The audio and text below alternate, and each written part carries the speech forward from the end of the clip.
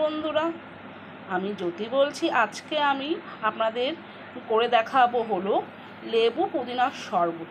বাইরে ভীষণ গরম, তার জন্য আমি বানিয়ে ফেললাম শরবত। দেখুন কীভাবে বানাচ্ছি, কি কি জিনিস লাগছে। আমি একটা মিক্সার বাটিতে পুদিনা পাতা এই যে আমি দিয়ে দিলাম। আমি 1 মুঠো পুদিনা পাতা নিয়েছি।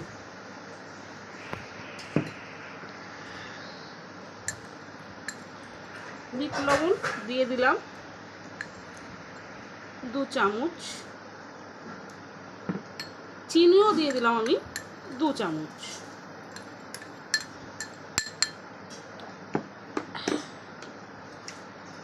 আর পাতিলেবু দিয়ে দিলাম।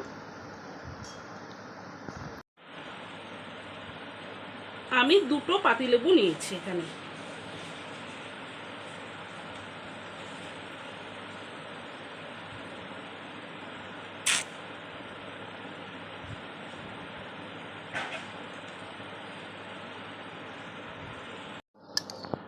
জিরের গুঁড়ো, আমি জিরের গুঁড়ো ভেজে দিয়ে দিলাম 2 চামচ দিয়ে দিলাম,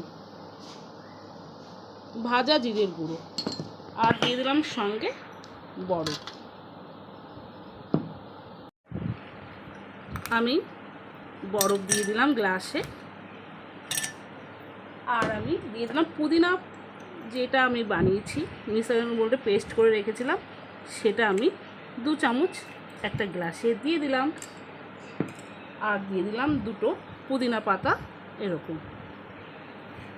আর আমি দিয়ে দিলাম ঠান্ডা জল।